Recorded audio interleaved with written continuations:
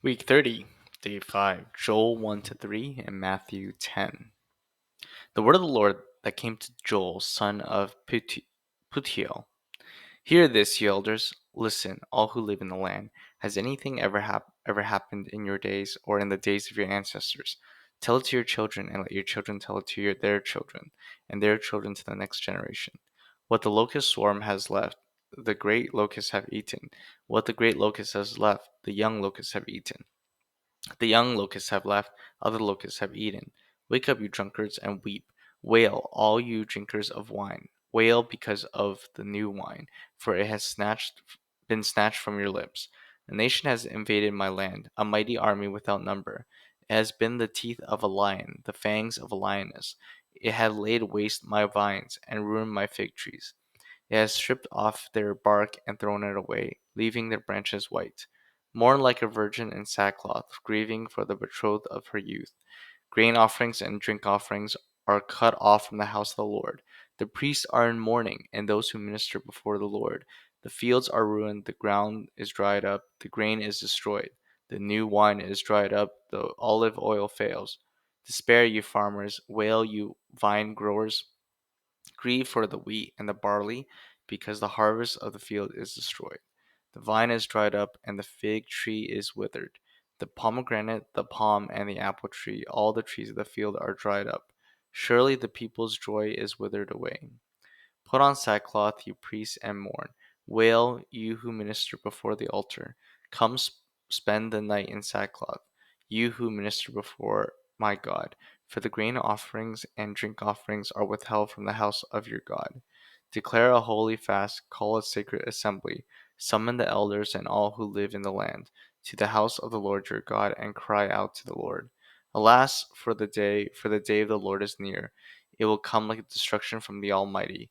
Has not the food been cut off before our very eyes, joy and gladness from the house of our God? The seas are shriveled beneath the clods, the storehouses are in ruins, the granaries have been broken down, for the grain has dried up. How the cattle moan. The herds mill about because they have no pasture. Even the flocks of sheep are suffering. To you, Lord, I call, for fire has devoured the pastures of the wilderness, and flames have burned up all the trees of the field. Even the wild animals pant for you. The streams of water have dried up. The fire has devoured the pastures in the wilderness. Blow the trumpet in Zion, sound the alarm of my holy hill. All who live in the battle tremble, for the day of the Lord is coming. It is close at hand. A day of darkness and gloom, a day of clouds and blackness, like dawn spreading across the mountains. A large and mighty army comes, such as never was in ancient times, nor ever will be in ages to come. Before them fire devours, behind them a flame blazes. Before them the land is like a garden of Eden, behind them a desert waste. Nothing escapes them. They have the appearance of horses. They gallop along like cavalry. With a noise like that of chariots, they leap over the mountain tops, like a crackling fire consuming stubble, like a mighty army drawn up for battle. At the sight of them, nations are in anguish. Every face turns pale. They charge like warriors. They scale walls like soldiers. They all march in line, not swerving from their course. They do not jostle each other. Each marches straight ahead. They plunge through defenses without breaking ranks. They rush upon the city. They run along the wall. They climb into the houses like thieves. They enter through the windows. Before them the earth shakes, the heavens tremble, the sun and moon are darkened, and the stars no longer shine. The Lord thunders at the head of his army, his forces are beyond number.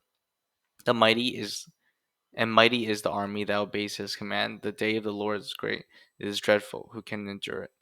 Even now, declares the Lord, return to me with all your heart, with fasting and weeping and mourning. Rend your heart and not your garments. Return to the Lord your God, for he is gracious and compassionate, slow to anger and abounding in love, and he relents from sending calamity. Who knows? He may turn and relent and leave behind a blessing, grain offerings and drink offerings for the Lord your God. Blow the trumpet in Zion, declare a holy fast, call a sacred assembly, gather the people, consecrate the assembly, bring together the elders, gather the children, uh, those nursing at the breast. Let the bridegroom leave his room, and bride the bride her chamber. Let the priests who minister before the Lord weep between the portico and the altar. Let them say, "Spare your people, Lord. Do not make your inheritance an object of scorn, a byword among the nations." Why should they say among the people, "Where is their God?" The Lord was jealous for his land and took pity on his people. The Lord replied to them, "I am sending you grain, new wine, and olive oil, enough to satisfy you fully. Never again will I make you an object of scorn to the nations. I will drive the northern horde far from you, pushing it into a parched and barren land. And its eastern ranks will drown in the Dead Sea, and its western ranks in the Mediterranean Sea, and its stench will go up, its smell will rise. Surely he has done great things. Do not be afraid, land of Judah. Be glad and rejoice. Surely the Lord has done great things. Do not be afraid, you wild animals, for the pastures in the wilderness are becoming green. The trees are bearing their fruit, the fig tree and the vine yield their riches. Be glad, people of Zion. Rejoice in the Lord your God, for he has given you autumn rains. Because he is faithful, he sends you abundant showers, both autumn and spring rains. As before, the threshing floors will be filled with grain. The vats will overflow with new wine and oil. I will repay you for the years the locusts have eaten, the great locust and the young locust, other locusts and the locust swarm. Um, my great army that I have sent you, you have plenty to eat until you are full, and you'll praise the name of the Lord your God, who has worked wonders for you. Never again will my people be shamed. Then you'll know that I am in Israel, and I am the Lord your God, and that there is no other. Never again will my people be shamed. And afterward I'll pour out my spirit on all people. Your sons and daughter will prophesy, your old men will dream dreams, your young men will see visions. Even on my servants, both men and women, will pour out my spirit in those days. I will show wonders in the heavens and on earth. Blood and fire will billow of smoke. The sun will be turned to darkness and the moon to blood before the coming of the great and dreadful day of the Lord.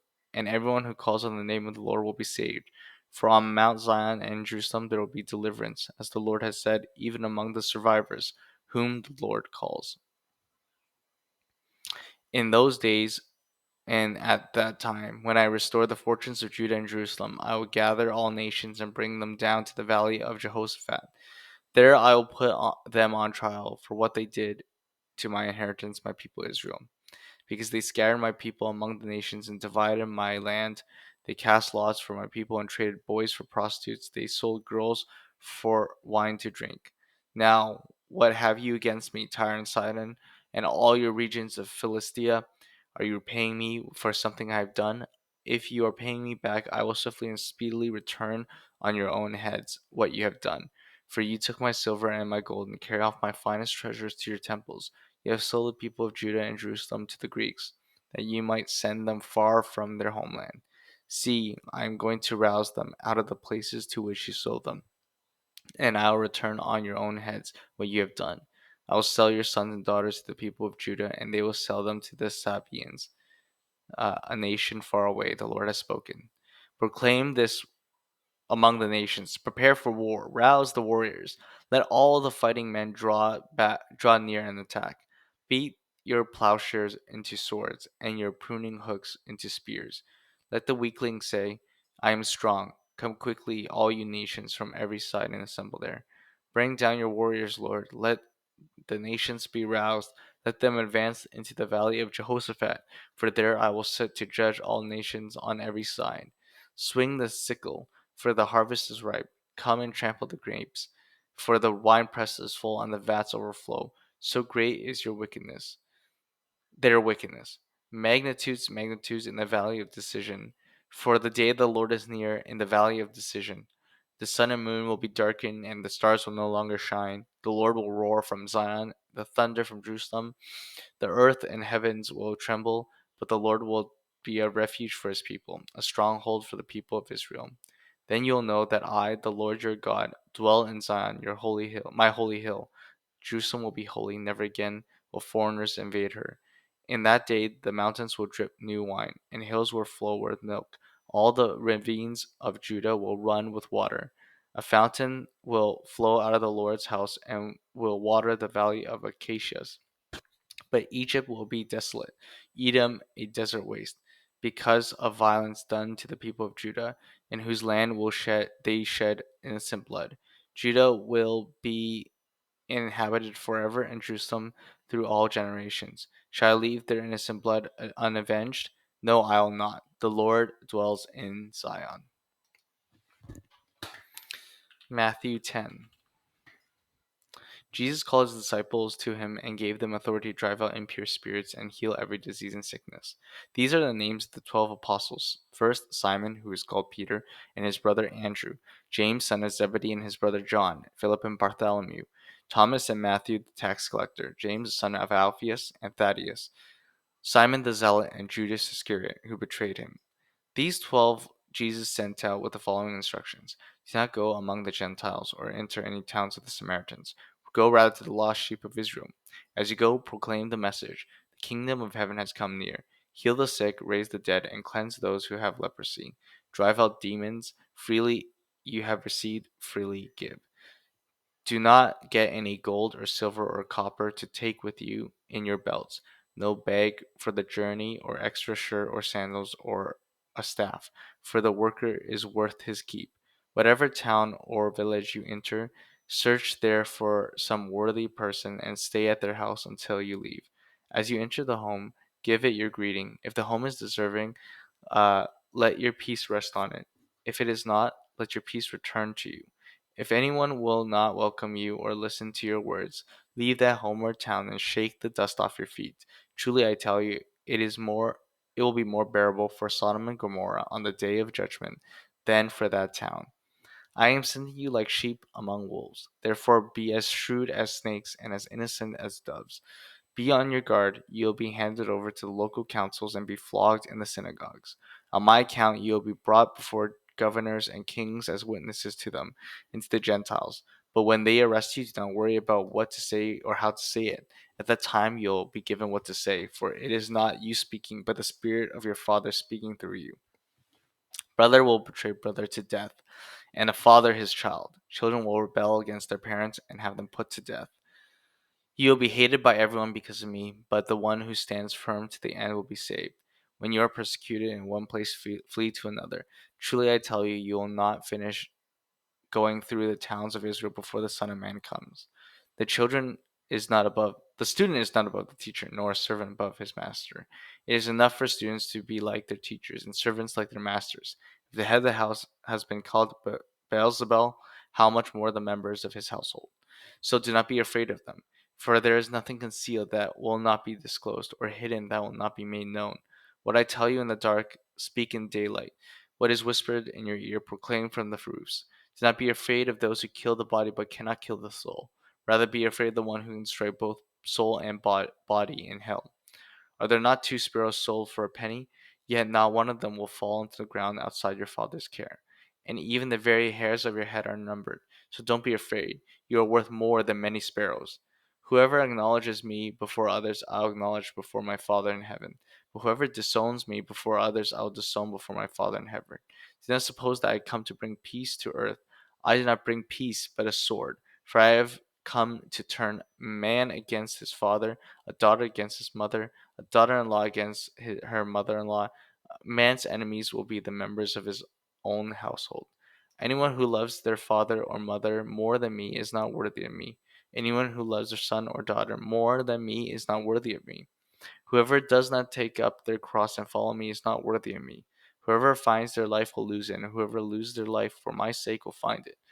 Anyone who welcomes you welcomes me, and anyone who welcomes me welcomes the one who sent me. Whoever welcomes a prophet as a prophet will receive a prophet's reward, and whoever welcomes a righteous person as a righteous person will receive a righteous person's reward. And if anyone gives up a cup of cold water to one of the little ones who is my disciple, truly I tell you, that person will certainly not lose their reward.